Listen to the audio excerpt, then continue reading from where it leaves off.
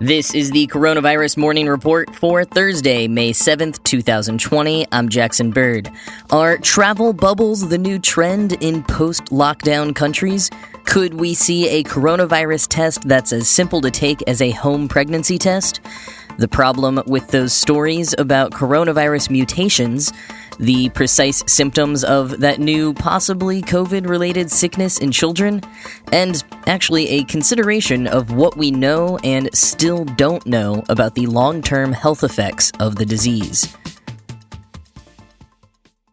The three Baltic states in Europe, Latvia, Lithuania, and Estonia, have agreed to work in unison to ease travel restrictions between their three small countries. Beginning next week, their collective 3 million residents will be able to travel internally between those three countries. This is notable because even though lockdowns have begun to ease globally, travel restrictions have largely remained in place. Also, this might signal a new trend.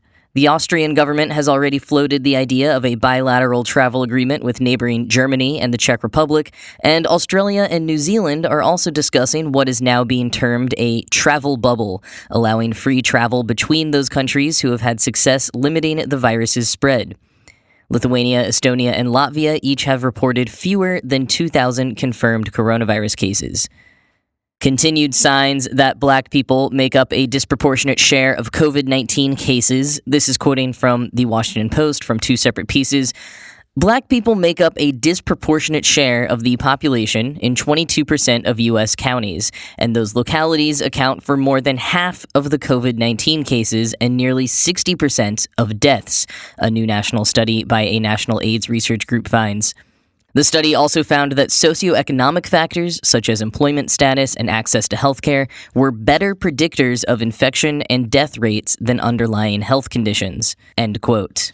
And, quote, Black Britons are 4 times more likely to die from COVID-19 than whites, according to new figures published Thursday by Britain's Office for National Statistics. The report also said that Bangladeshi, Pakistani, Indian, and mixed ethnicities have statistically higher rates of death involving COVID-19, end quote. And one more from The Post, an interesting new wrinkle that calls into question the effectiveness of quarantine. Quote, many coronavirus patients who were recently hospitalized in New York State had been staying home, Governor Andrew Cuomo said Wednesday, a statistic he called shocking. At his daily briefing, Cuomo said that of 1,000 patients at hospitals across the state, 66% of new admissions came from people sheltering in place. The data is preliminary and does not include all admissions. This is a surprise. Overwhelmingly, the people were at home, he said. We thought maybe they were taking public transportation, and we've taken special precautions on public transportation, but actually no, because these people were literally at home. The next highest source of admissions came from nursing homes at 18%. A much smaller fraction had been in other residential facilities, in jail or prison, or homeless before being taken to the hospital. The findings come as a surprise to state health officials who had predicted essential workers or others in high-risk situations like healthcare workers or city staff would make up most of the hospitalizations, end quote. And two from The Times. First, researchers say that most outbreaks in the U.S. were seeded by travel from New York. Quote, New York City's coronavirus outbreak grew so large by early March that the city became the primary source of new infections in the United States, new research has revealed, as thousands of infected people traveled from the city and seeded outbreaks around the country. The research indicates that a wave of infections swept from New York through much of the country before the city began settling social distancing limits. That helped to fuel outbreaks in Arizona, Louisiana, Texas, and as far away as the West Coast.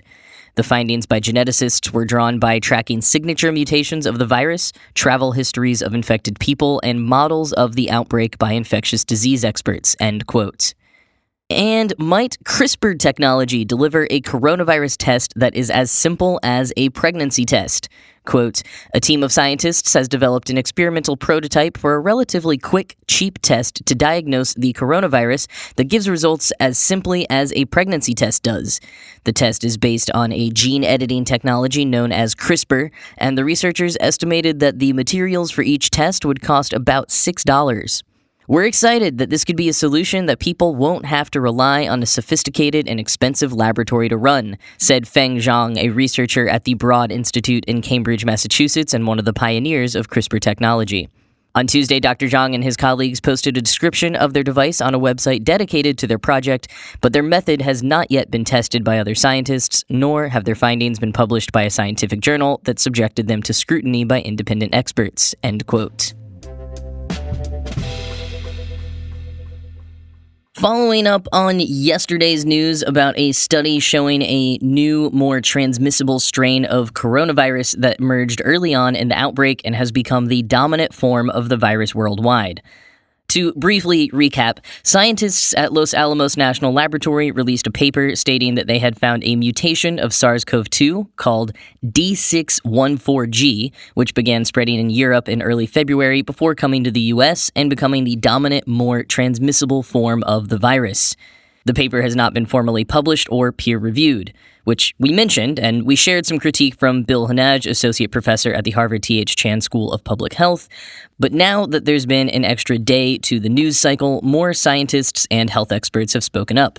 Quoting The Atlantic, "The conclusions are overblown," says Lisa Gerlinski of the University of North Carolina, who's one of the few scientists in the world who specializes in coronaviruses.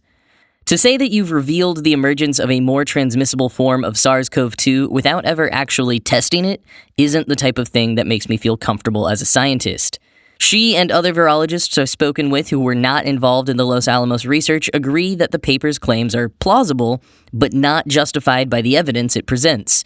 More important, they're not convinced different strains of coronavirus exist at all. End quote. Part of the frenzied confusion can come from a lack of clarity around some of the terminology. So for the other non-scientists here, a mutation, which can strike up images of X-Men endowed with super powerful abilities, is really just an ordinary part of virology. Quoting again, "Whenever a virus infects a host, it makes new copies of itself, and it starts by duplicating its genes. But this process is sloppy, and the duplicates end up with errors. These are called mutations. They're the genetic equivalent of a typo. Viruses naturally and gradually accumulate mutations as they spread." End quote. And a mutation, or even a set of mutations referred to as a lineage, which naturally form as an epidemic progresses, is not the same as a whole new strain of a virus. To be a new strain, it must vary from the original virus in significant ways, be that transmissibility, virulence, antigenicity, or resistance. Some mutations could cause one of those changes, but most are either silent or cosmetic. The example The Atlantic gives is like the difference between two breeds of dog versus the same breed of dog with different colored hair. Influenza viruses acquire new, significant mutations very rapidly, producing new strains every year, which is why we get flu shots annually. Coronaviruses, which belong to a separate family from influenza, have been shown to change at a mere tenth of the speed of influenza, and there's no indication that the new coronavirus, or SARS-CoV-2, is an exception. Quoting again, "Yes, the virus has picked up several mutations since it first jumped into humans in late 2019, but no more than scientists would have predicted. Yes, its family tree has branched into different lineages, but none seems materially different from the others. This is still such a young epidemic that given the slow mutation rate, it would be a surprise if we saw anything this soon," Charlotte Holdcroft at the University of Cambridge says. But going back to the Los Alamos study, quote, "The team led by Bette Korber looked at mutations that affect the virus's spike, the protein on its surface that it uses to recognize host cells. One particular mutation, known as D614G, caught their attention. It changes just one of the many molecules that make up the spike, subtly altering the protein's shape. The viruses without this mutation, the D lineage, D as in dog, include the one that first emerged in Wuhan, China. The viruses with the mutation, the G lineage, appeared sometime in February. Worldwide, the Gs were relatively uncommon in early March, but by April, they had become the dominant in much of Europe, North America, and Australia. But this pattern is hard to interpret. The D614G mutation might make the coronavirus more transmissible, and G viruses might have become more common because they outcompeted the D viruses. But it's also possible that the mutation might do nothing, and G viruses have become more common because of dumb luck, end quote. Basically, we don't know if this mutation is actually more transmissible, or if it's just the one that happened to get spread to the right, or, well, wrong places. And the methods of proving whether or not the mutation is more transmissible, including studying viral sequences and clinical data from infected people, or analyzing lab-grown virus cells, all of that would be incredibly difficult and take many months to years to conduct. And that goes for analyzing the features of any mutation or lineage of the virus. So at least for the next several months, if you hear anything definitive about a new strain of SARS-CoV-2 that has unique attributes and will totally change everything we know about the virus, be skeptical and wait for more information. Earlier this week, we mentioned a new mystery illness affecting children that may or may not be COVID-19 related, and unfortunately, the case numbers keep mounting. The New York Department of Health has identified 64 cases of children presenting with a, quote, new pediatric multisystem inflammatory syndrome likely linked to COVID-19. Yesterday, the state issued an advisory to healthcare facilities about the syndrome, which included instructions to report all suspected cases in patients under 21 to the State Department of Health. Quoting the advisory, though most children who get COVID-19 experience only mild symptoms, in the United Kingdom, a possible link has also been reported between pediatric COVID-19 and serious inflammatory disease. The inflammatory syndrome has features which overlap with Kawasaki disease and toxic shock syndrome and may occur days to weeks after acute COVID-19 illness. It can include persistent fever, abdominal symptoms, rash, and even cardiovascular symptoms requiring intensive care.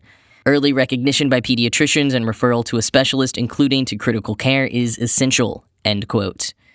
Dr. Stephen Kearney, professor of pediatrics at Columbia University, told NBC New York, what we're seeing is children who have had high fever, over 102 or 103, for 3 to 4 days.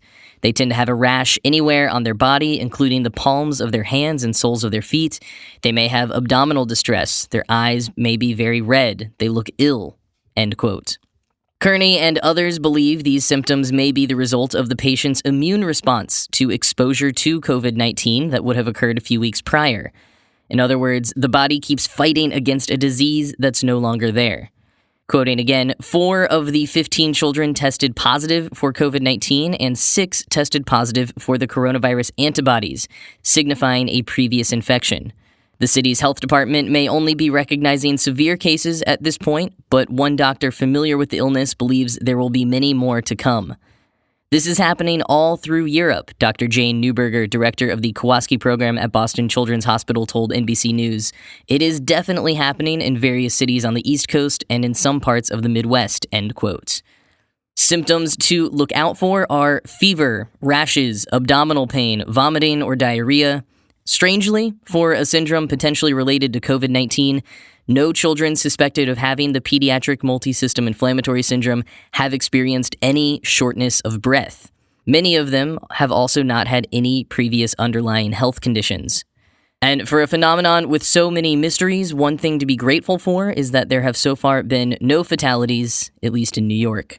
And health experts also underscore that this is a very low number of cases so far. It's something to be aware of, especially if you have kids, but there is still a lot about it we just don't know yet. There was an interesting letter to the editor in Talking Points memo yesterday from a critical care nurse who's worked in Ebola treatment units in Liberia and, among other things, also used to be a political professional.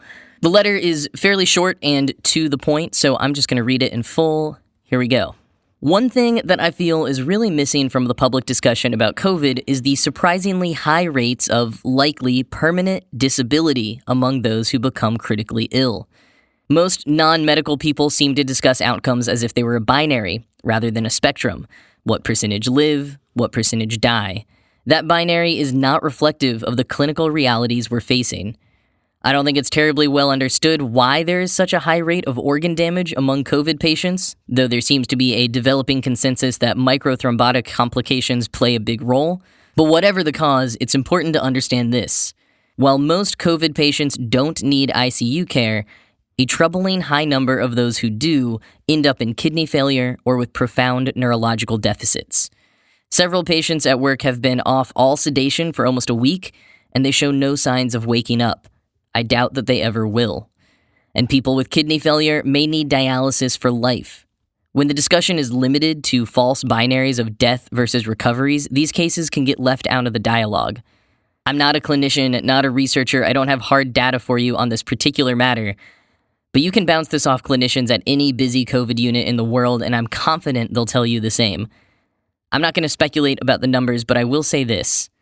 If you had a crystal ball and you told me that when this was over, the number of cases that lived but with severe and profound disability would be more than 5 times the number of people who died, I would not feel surprised by that prediction.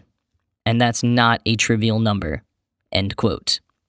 Yeah, I think as we get into the later phases of this pandemic, this is one way the story will evolve, to the care of survivors. As we look to a post-pandemic future, how do we prepare for one with a much higher proportion of individuals with disabilities and who require long-term medical care? Just food for thought.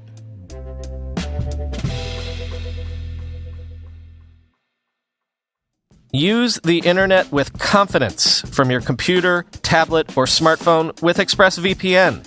ExpressVPN has you covered on every device. Simply tap one button and you're protected. ExpressVPN encrypts 100% of your data with best-in-class encryption, so your information is always protected.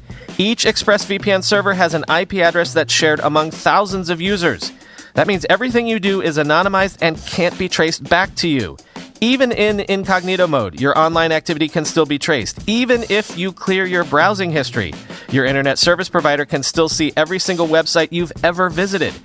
That's why even when I'm at home, I never go online without using ExpressVPN. ExpressVPN makes sure your internet service provider can't see what sites you visit.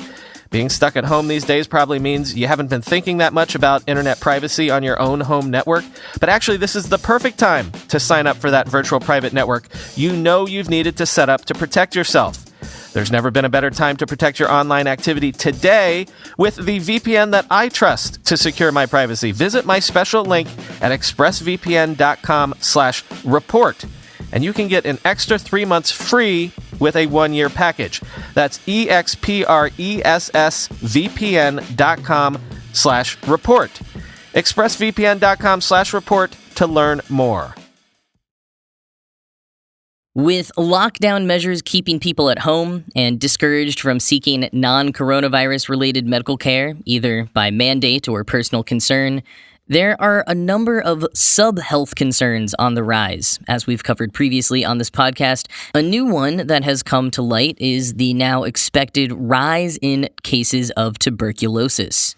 Quoting CNBC, as many as 6.3 million people are expected to develop TB as cases go undiagnosed and untreated between now and 2025, a study published by Stop TB Partnership on Wednesday showed, with 1.4 million people predicted to die during this time.